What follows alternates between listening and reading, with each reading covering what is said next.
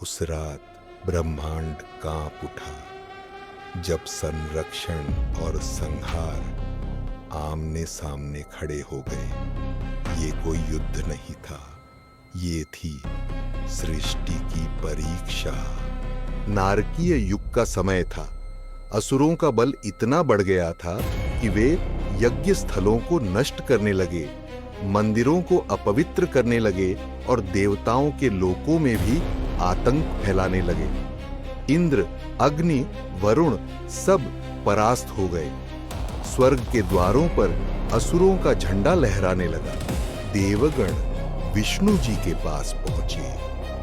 प्रभु, सृष्टि का संतुलन टूट गया है। असुरों को अब केवल आपका दिव्य अवतार ही रोक सकता है। विष्णु ने शांत स्वर में कहा, जहां अधर्म बढ़ता है वहां मैं स्वयं उतरता हूं, किंतु इस बार युद्ध केवल बाहरी नहीं होगा, यह भीतर के अंधकार से भी होगा। उन्होंने नृसिंह और परशुराम दोनों का तेज धारण किया। संरक्षण की अग्नि और क्रोध की ज्वाला एक साथ। कैलाश पर ध्यान मग्न महादेव को यह सब मालूम हुआ। उनकी जटा से बहती गंगा मानो थरथरा उठी। पार्वती बोली, स्वामी, क्या आप युद्ध रोकेंगे? शिव ने नेत्र खोले। उनमें ब्रह्मांड का तांडव जल रहा था। जब संतुलन बिगड़ता है तो उसे केवल विनाश ही संभाल सकता है। धीरे धीरे उनका शरीर कांपने लगा, भस्म की परतें झरने लगीं और उन्होंने धारण किया शिव हंकर रूप, विनाश का वह रूप जिसे देखकर देवता भी दृष्टि झुका लें।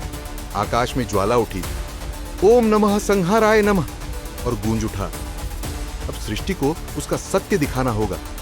विष्णु अपने दिव्य वाहन गरुड़ पर सवार हुए। उनका सुदर्शन चक्र प्रज्वलित था।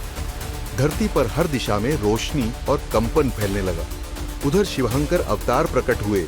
नीले शरीर पर अग्नि की लपटें, तीसरा नेत्र लाल अग्नि समान, हाथों में त्रिशूल और गले में धकते नाग।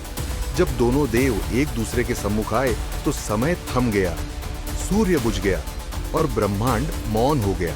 विष्णु बोले, प्रभु शंकर, मैं संरक्षण के लिए आया हूँ। शिव बोले, और मैं संहार के लिए, ताकि नया जन्म हो सके। सुदर्शन चक्र ने घूमकर आकाश को चीर दिया। त्रिशूल की नोक से अग्नि के बाण निकले। धरती फट पड़ी, समुद्र उबल पड़ा। विष्णु के चक्र ने पर्वतों को काटा। शिव के त्रिशूल ने आकाश को विदीर्ण कर दिया। विष्णु के पीछे गरुड़ तेज प्रकाश में लिपटा। शिव के पीछे नंदी गगन में गर्जना करता हुआ। हवा में भस्म और तेज का मिश्रण। देवता भयभीत होकर बोले, यदि ये युद्ध चलता रहा तो सृष्टि ही नष्ट हो जाएगी। ब्रह्मा जी प्रकट हुए। कमल से निकलती ज्योति से बोले, हे विष्णु, हे शंकर, तुम दोनों एक ही हो। एक सृष्टि की रक्षा करता है, दूसरा उसी सृष्टि को शुद्ध करता है। युद्ध नहीं, यह चेतना का संगम है। विष्णु ने सुदर्शन चक्र रोक लिया। शिव ने अपना त्रिशूल नीचे रखा। दोनों देव एक दूसरे के निकट आए। विष्णु ने प्रणाम किया। शिव ने हाथ उठाकर आशीर्वाद दिया। दोनों का तेज एक बिंदु में मिल गया।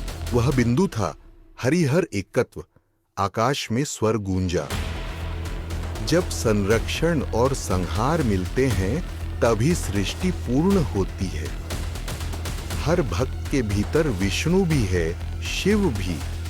जब मन में संतुलन और शांति मिलते हैं तभी भीतर का ब्रह्म जागता है